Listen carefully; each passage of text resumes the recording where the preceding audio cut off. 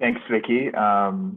Yeah, nice to see and talk to you all today. I'm actually going to share my screen and then walk you through an illustration that I worked on this year. It's actually not quite a print this time. It's an online only, but it's a very exciting assignment for me personally. So I'm going to just, without further ado, get to sharing.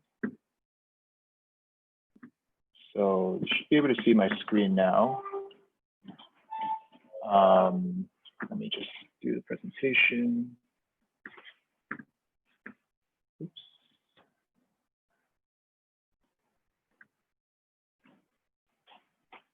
All right, so it's going to be an assignment I did with The Atlantic. This is an American publication covering politics, health, science, just a variety of topics. But before we do that, I'm just going to speak a bit about my goals for this talk. So many of you are probably studying art or interested in studying art or illustration and design. And my goal today is just to try and demystify what a career in illustration might look like. And for me specifically, my views on illustration as how it's distinctive from fine arts. Some of you probably know this, but illustration really is a visual-based solution to a pre-written text. So often that is an editorial article. And so this is a variety of work that I've created in the past year. The top are all assignments that I've received from different clients.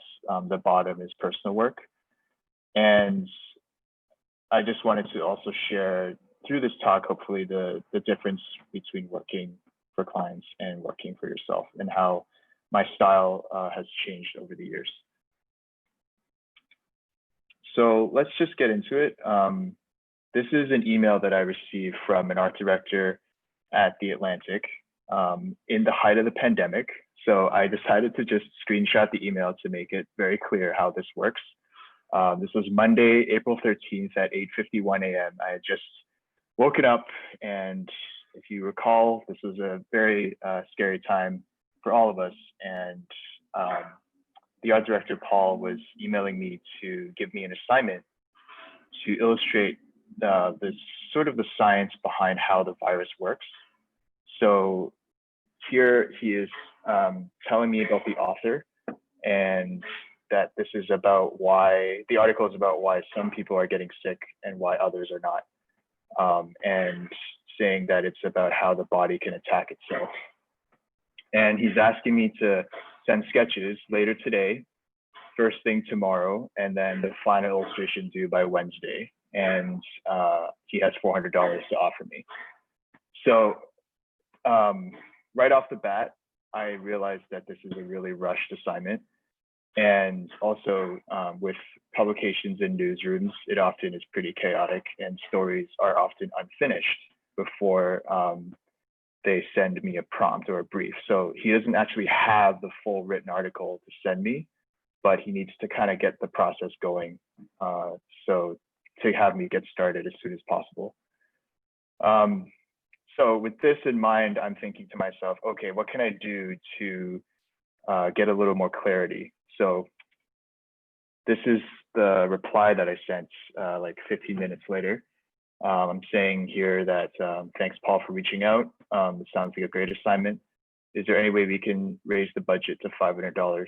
And asking for more specifications as to what are the dimensions, what are any colors that, color palette restrictions, excuse me. And also just clarifying what time exactly he needs the final image by.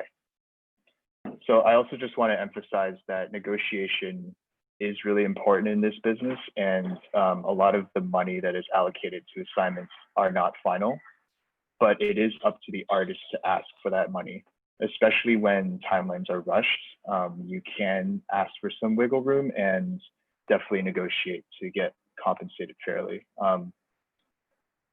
Yeah, and just, you know, keeping in mind also that this is an online publication, so budgets tend to be lower than print publications. But needless to say, it's still fair to negotiate. And these are all details like color and dimensions are all very important as well as for me to get started. So these are basically sketches that I had. This is now getting into the sketch phase. So he basically agreed to give me the $500. He gave me the dimensions of the piece. It's a landscape orientation. And so with the initial brief on how the virus attacks the body, I took that. That's all I needed to just kind of get started and get the process going, because I knew I only had like 2 days to do this, right? So the first sketch is how the lungs, or excuse me, the virus is passing through the body. And I usually work with a lot of textures and lines. And so the first sketch is kind of taking the virus image and putting it over a silhouette of a body. The second sketch is a blown up sort of science fiction version of the lungs and a small figure next to it. So it's sort of like a blow up of how the virus works. And then the last sketch on the right is a left and right comparison of the two experiences for patients, because again, COVID really does affect people differently. So I just also want to note that presenting 3 sketches actually is pretty standard, and you want to make sure that the ideas are distinct, and it's not required that you send them in color, but I did it for this assignment. I think since this assignment, I've decided to actually send sketches in black and white, because color palettes are constantly changing, and I don't really decide on a color palette till towards the end. So I sent those 3 sketches in, and then I checked my phone a few hours later, and this is the response from Paul. So he says, let's go with number 1. I actually mixed up the order here. So he actually wanted this one with the large lungs. So he's saying, can we make the figure that's attached to the lungs a little bigger and more prominent without destroying your whole gestalt? Just the first time I've heard anyone use that word in an email. Had to Google it later, but basically just means like my style or my approach. And then he attached an image of an earlier illustration that I had made and asked me to kind of imitate or mimic the colors and shadow here. So basically using blues and reds and yellows. And then on the bottom here, he offered to give me extra time. So he essentially gave me an extra day to work on it. And then at this point, he also, attached some excerpts from the author's writing. So I had more understanding of how the article is going to be written.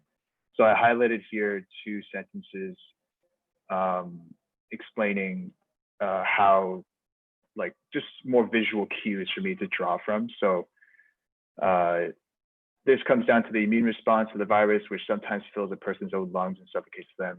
And later on, it says, I'm laying out the basic cellular pathways.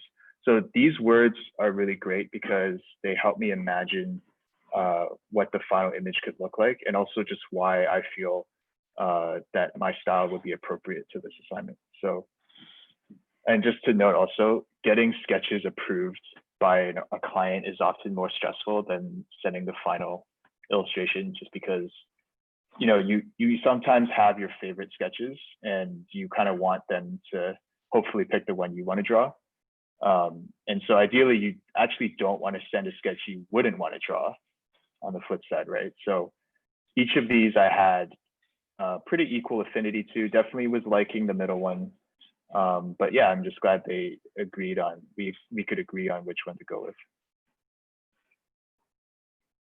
All right, so at this point, he's given me all I need to get started on the final image.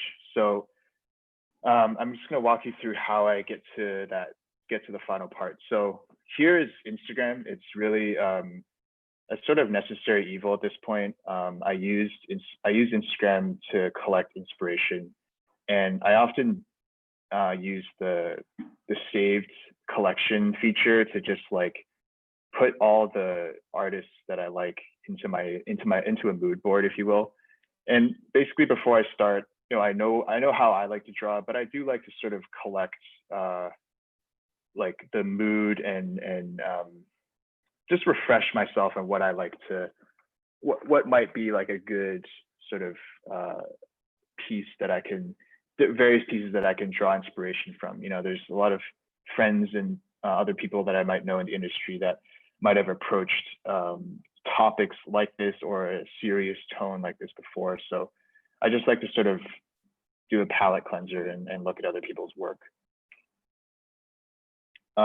So this is kind of the first step here, is like me just gathering research. So on the right, I started Googling some lungs, scans of lungs, X-ray scans. And then on the left, I was playing with some watercolor washes, thinking I might use them later. I didn't end up using these, but I just thought it'd be nice to show how I use traditional materials. I do work mostly in Procreate on the iPad and also Photoshop.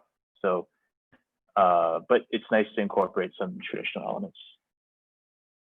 So I'm including some timestamps just to illustrate how kind of like stressful it can be, and also just down to the wire. So 5:30 p.m. the day before the assignment is due. This is Wednesday now, and you know, I had to finish work for my day job and then start on this. So 5:30 p.m. I'm drawing this basically, and I'm looking at it and thinking, it's a bit grotesque. It's looking a little bit too anatomically correct. And I also don't want to, I'm not a medical illustrator, right? I don't want to be challenged by scientists in how I draw these different pathways in the lungs.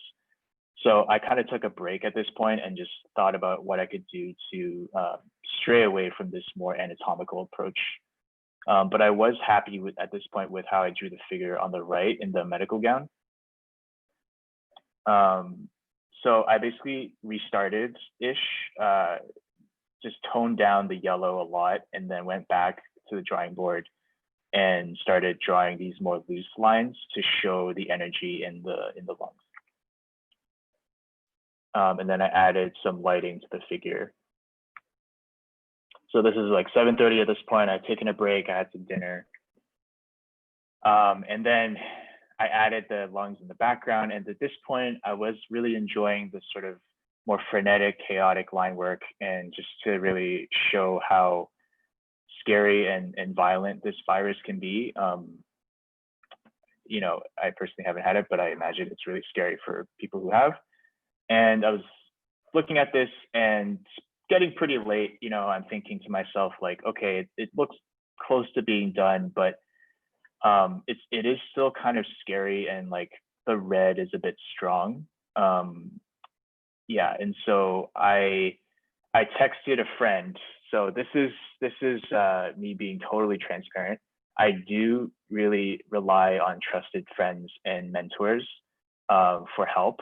And so I'm just sharing with you a text that I sent near midnight the night before, and asking a former mentor of mine for some help. So I'm like, hey, could you just take a look at this final illo I'm working on? It's for the Atlantic, it's due tomorrow. So I send it to him.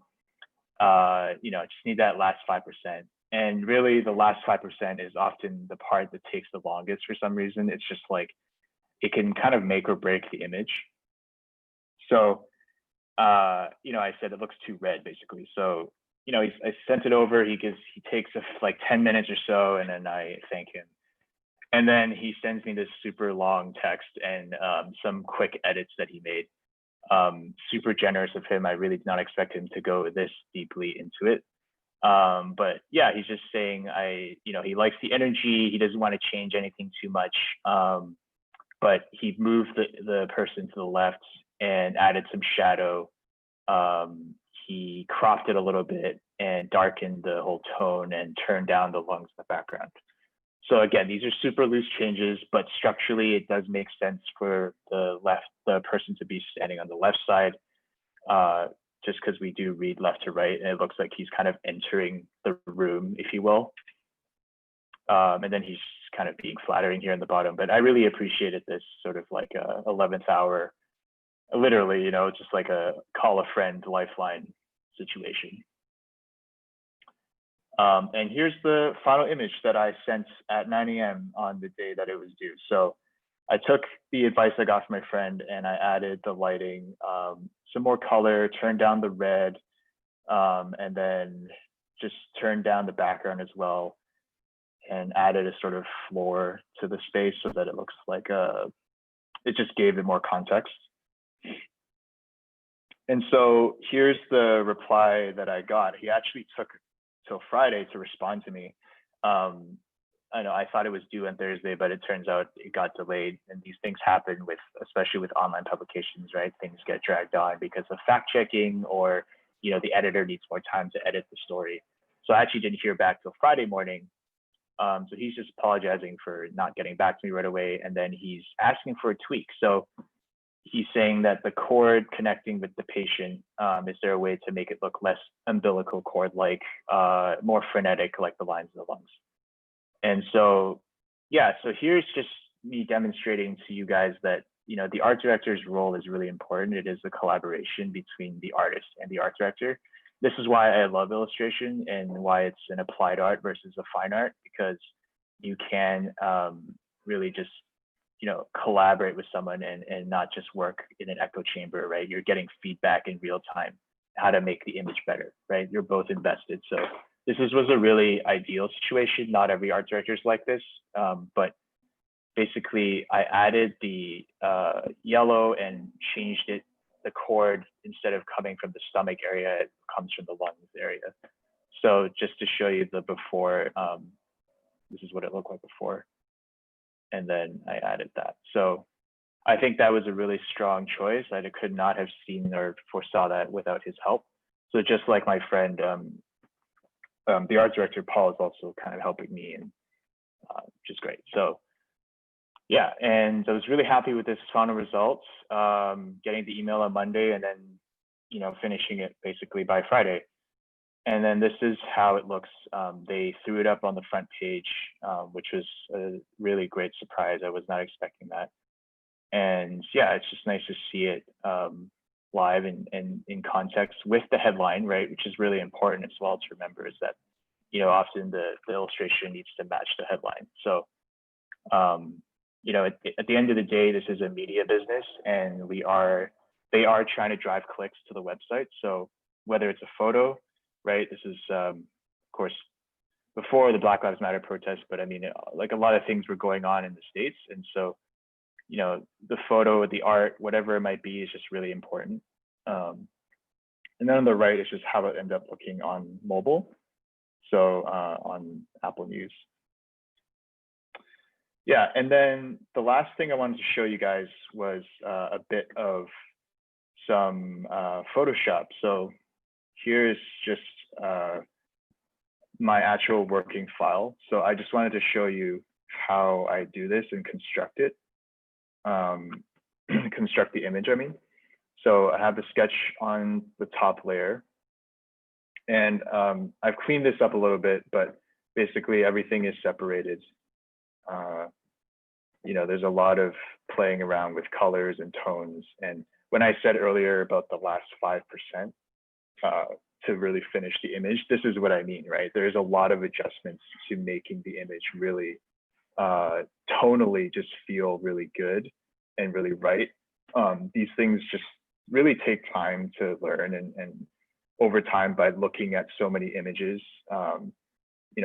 I begin to understand like what works, right? And that's why the initial Instagram browsing is also pretty important to me. Yeah, so everything's broken up. And then I also wanted to show you a quick time-lapse video of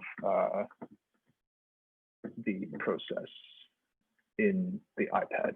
So yeah, this is a quick 30-second clip of me just drawing on the iPad with the various layers. So this is kind of where it was at 7:30, and I was starting to freak out. And then, yeah, this is where I pivoted into some more like energy-based approach. I could run that again if you guys didn't miss that, but it goes by pretty quick.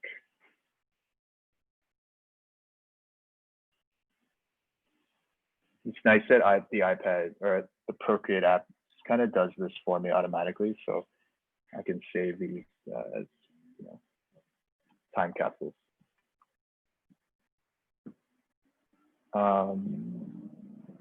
Yeah, and that's it. So I'm now free to answer any questions that you guys might have. I'm going to stop sharing now. Thanks, Jeremy. That was really interesting. See if there are any questions. There's nothing yet. But, let me get the ball rolling. Is it unusual to have that short of a deadline on stuff, or are you starting to see more requests with shorter extensions just with the digital era?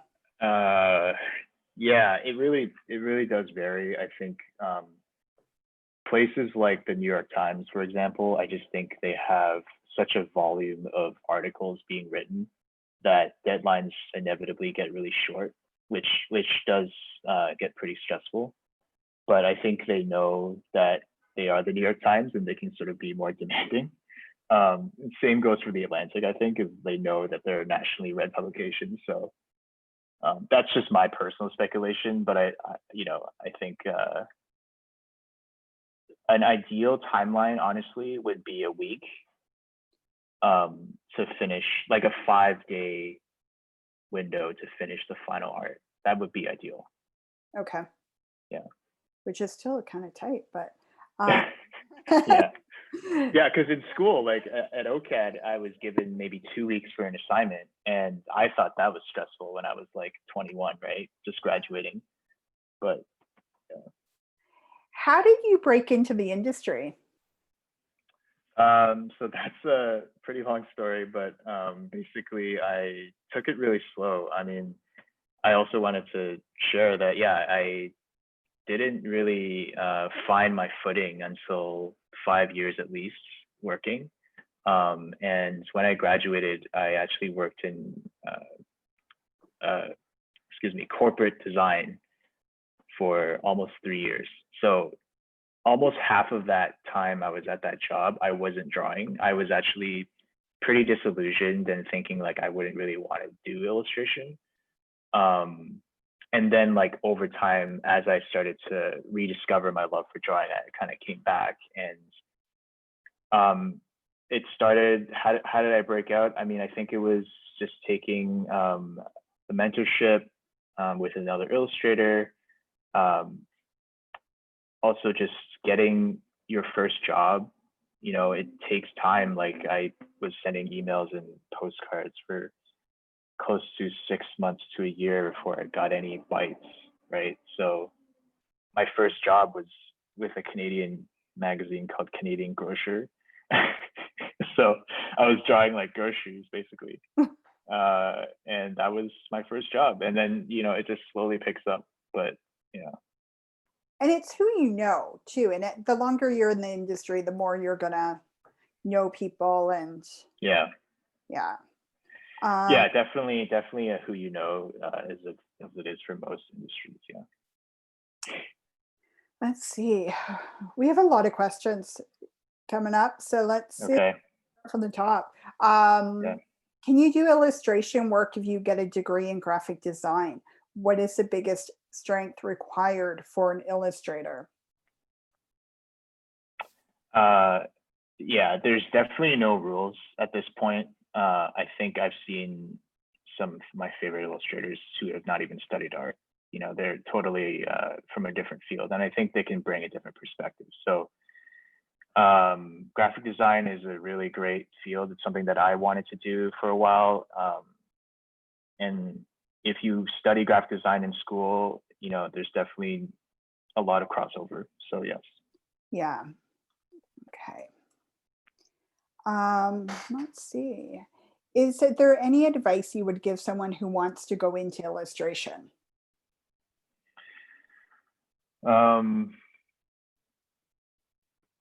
I guess the first thing I would say is, try and find work that you look up to and really admire, and see if those artists are actually illustrators first. They might be painters, they might be photographers, but think think about what work really resonates with you in your soul and stirs you and makes you excited, and then that's kind of where you would start, and then reach out to those people, right? Don't be afraid to send them a polite but short email just saying, hey, could we meet up? Or, well, now we can't meet up, but just to chat and get to know that person, right? And how they work. Yeah, very good. Again, it's mentorship, right? It's all about Yeah, definitely. Yeah. it's all about mentorship and who you know and trying to get out there because that's the only way you learn and finesse your skills. Let's see. What do you do? What do you do when there's a prompt that you're unsure prompt when you're unsure of how to approach it? What do you do when there's a prompt that you're unsure of how to approach it? Yeah. So you're kind of stuck in that. Right. This is where the art director's job really has to do their part in making it clear. So if I'm not clear about the prompts, I usually would just email them and say, hey, can you give me like a rough headline for the article so I can play off that, or a few sentences. Yeah. So don't be afraid to ask for more. Definitely, yeah. That's the only way you're going to get it done. Yeah. It goes like that in a lot of businesses and creative. What programs do you find yourself using a lot for illustrations? And what programs would you suggest to someone who's new to illustrating? I'm a big Procreate fan. I think getting an iPad Pro is, if you can afford one, or try it out at the store even, is a great step. I think Adobe, in my personal opinion, has had a monopoly on the industry for too long, and we're still using basically the same interface since the 90s. So I think drawing on the iPad has been a really great tool for me, and I think for beginners, it's great to just start playing around with that. Yeah, just because of the flexibility of it, and yeah, the sensitivity of the screen is really advanced a lot. So, okay. How long ago did you graduate from OCAD, and has anything changed that you know of from the program since you've graduated? Tools, techniques? You may not be able to answer this. I graduated in 2015, so since then I haven't really kept up with the school too much. I know that my thesis professor, basically the instructor I had in my last year, is now the chair of the program. But yeah, I definitely wasn't a favorite amongst the teachers. I definitely had a slower start to getting rolling, and I butted heads a lot with the faculty. So yeah, it was challenging. Hard work, not like getting you ready for the real world. Yeah. What do you need to prepare for your portfolio to get into art school? I think it's really important to have a strong sketchbook for one. It doesn't even have to be formal, like a moleskin or anything fancy, but I think I've noticed a lot of interviewers when I was applying for university were asking me, what are your drawings that aren't polished, right? Show me the stuff that you do in your free time. Things that you just doodle for fun. Those are really important. So try to include those on top of your, 5 life drawings of models or still life drawings, right? Yeah. Pieces. And we do actually have a portfolio session tomorrow afternoon at 3 p.m. So that might be really informative from a teacher, Yeah. RGD member, as well as a teacher in California. So you may be interested in logging on to that as well.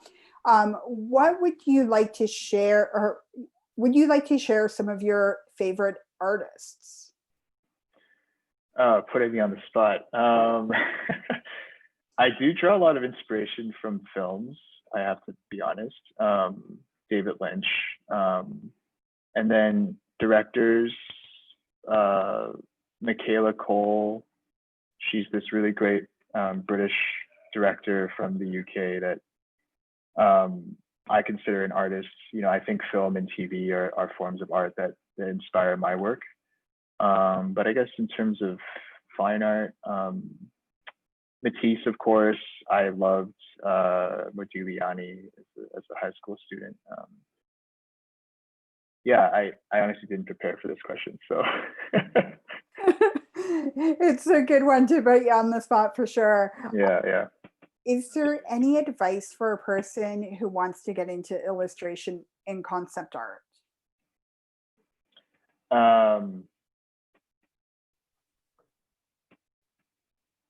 I think now it's got to be a great time to just dive in because there's so much more resources online. One thing I'll say is when I was in school, there was a lot of stigma against anime, and it was seen as an inferior form of art. And I think that's stupid. So, we all can enjoy the art that we like. And I think there can be fruitful careers in whatever you like drawing. So it's really about finding your audience, but also finding your community in the ways that you like to draw. So going shoulder to shoulder with those other artists. Yeah. And I think you have to love what you're doing too. Yes.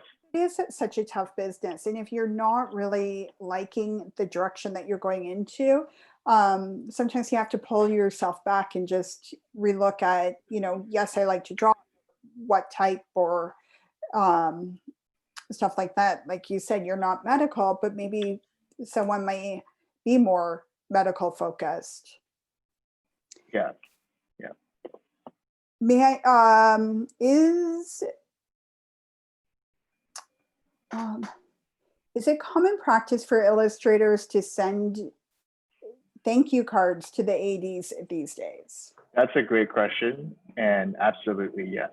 I think I actually am an art director in my day job for illustration. So I love receiving thank you notes, especially just because there's no ulterior motive. It's not like you're asking me for work. You're just saying thank you. So I really appreciate that. Yes. That's a good one for sure. Yeah. Is it the majority of illustration computer-based, or is there still room for use on traditional mediums? There's absolutely room for traditional mediums. I think the reason that a lot of illustrators are pivoting to digital is because of how tight the deadlines are. So in this case, I just couldn't afford to pull out a canvas and paint. But there's definitely still room for people who do traditional mediums. Yeah, just have to be more, I think, manage your time wisely. So yeah. Okay, especially with the short deadlines that digital seems to bring in. Do you ever experience artist block when given an assignment, and how do you overcome that? Yeah, I think with artist block, it's tough. Yeah, I really have to. I realized that it's not about working longer often, it's about working smarter. So I sometimes have to remind myself that staying an extra 3 hours at my desk to try and force the block to go away isn't really the answer. If I'm stuck, I just force myself to get up and walk around, talk to someone, do that text to friends, right? Like get the brain kind of thinking in a different way. And that usually clears it up. Yeah, of course. Do you recommend a digital beginner to use Procreate? Yes. Yeah. Okay. Let's see. What did your parents think when you told them you were going to OCAD? Also, any advice for non-supportive parents? This is a common. Wow. Yeah. I think my parents might be watching right now, but I will say I'm really thankful to both of them they were very supportive of me going to art school. And that is unusual for an immigrant family. So I can't really speak to non-supportive parents because that wasn't necessarily my experience. But I think now it is I think it is more obvious now that there can be a career in design and arts. So, I think it has been more legitimized than before. So I think that's what I'll say for now. Yeah, I think so too. Or at least I get the feeling that, the creative industry is getting seen and recognized a bit more of Yeah. the careers. I still think that there's probably ways to go, Yeah. but yeah, I mean, we're slowly getting there. Have you ever seen any of the tree Anaheim illustrations? I have not, but I'm gonna look it up right now.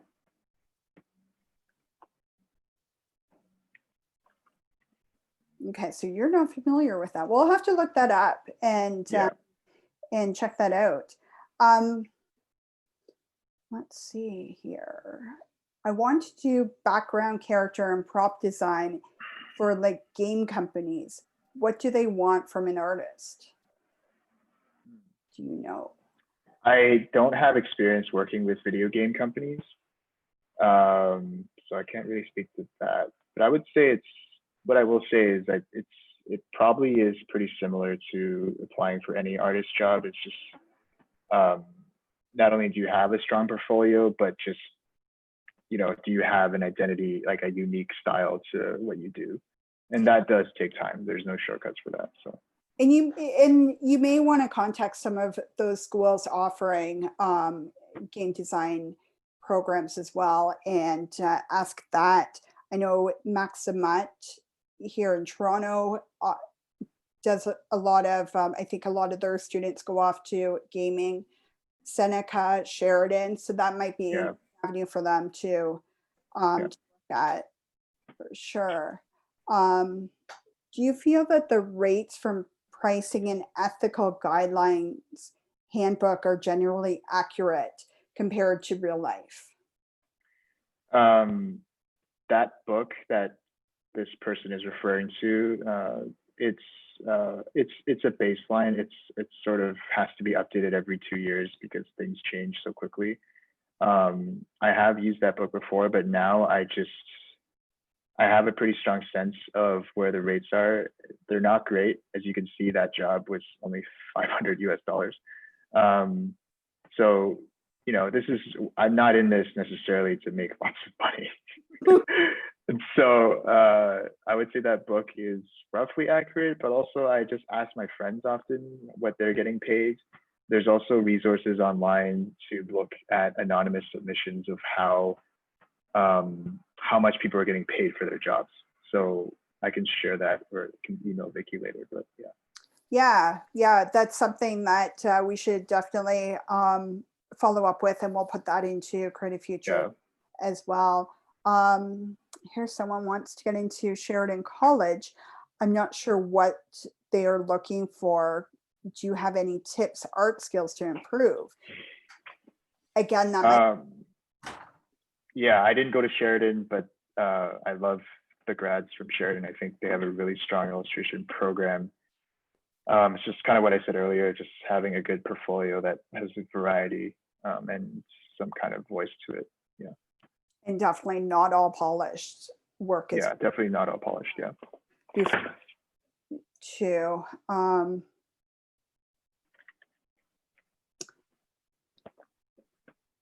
How did you get over the awkwardness of asking other professional freelancers for input opinions on your current projects or rates? That is, that is tough. I think it's still awkward because money is still a taboo topic often. But I think especially, this year, transparency around pay has really blown up in the news around people of color, right? So I think I just sort of have to get over that awkwardness sometimes. And also the person I'm asking is someone I really, really trust. So that's important, right? I'm not afraid to be totally honest. Okay. How do you balance your day job with your freelance illustration work? Yeah, that's tough. I think in my last job, when I worked in a corporate field, I I couldn't really balance it, honestly. So I didn't do any freelance work. But now my job is a bit more flexible and we have an understanding. So I know roughly like how much work I need to get done for that each day so that I can carve out in the evenings time to work on other things. But yes, it's a constant balance and often I do get burnt out. So it's not easy. Thinking of applying to OCAD, what do they look for in applicants? I think I'll say the same thing as last time, but I think with OCAD, I noticed they've become a bit more theoretical, you know, because of their university accreditation. So honestly, I don't want to comment too much because I think it's changed a lot since 2015. So yeah. Okay. We're getting lots of questions, but some of them seem to be very close to previous questions. I'm just trying to scroll through here. What is the process of rendering your piece of work? Yeah. I mean, I tried to lay it out in the presentation, but yeah, I do see why there might be some gaps in terms of rendering. It really is just playing with the brushes and having the foundation of having drawn a lot in school, right? So I do think if you can, you know, go through those years of drawing other things that are not related to necessarily drawing what you like to draw, it is helpful, right? Yeah. So that becomes kind of your toolkit that you can take into assignments like this, and it becomes second nature to understand how form works, right? Like those lungs, I used the photo reference, but then I added my own spin on it, right? And I've just been drawing those kind of frenetic lines for years, so that's just how it works. Okay, I think that is it. Just seeing if there's any more. Yeah, because they're all really close. So yeah, I think that's it. Jeremy, thank you so much for sharing your experience and opening up what it is like to work as a freelance illustrator and being really open with us just in terms of you know, the whole process on this latest piece. Thank you everyone for joining. Don't forget to visit creativefutures.ca as you start the college application process. We have lots of schools offering illustration programs that you can reach out to. We have 2 sessions scheduled tomorrow. 3 o'clock is the portfolio, information on portfolio. So it's really generic just in terms of what most schools are looking for. You can register at creativefutures.ca. Again, thank you so much. Thank you, everyone.